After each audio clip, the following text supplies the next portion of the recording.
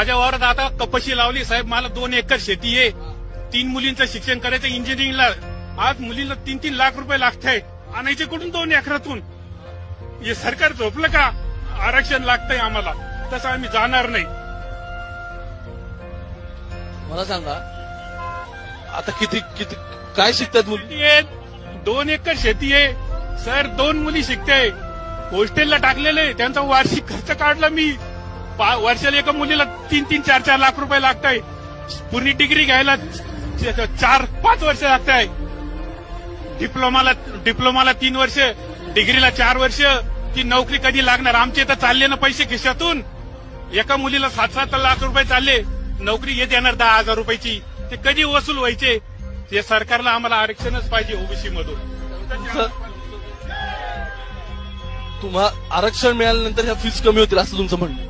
Fees कमी होतील आणि आम्ही पण सुखी राहू ना सर. आमचे जे कष्ट केलेले, आम्ही वावरामध्ये कापूस काढलाय, ते आम्ही आमच्या पोटाला खाऊ ना. आज तर चिमटा लावून आम्ही खर्च करून राहिलो ना, उपाशी राहून. आम्ही दादा समोर आहे, दादा मनोज दादा संघ आहे. आम्ही सोडणार नाही. असा माणूस कधी होणार नाही या जगात. आरक्षण मागण्यासाठी झालं. कुठून गाव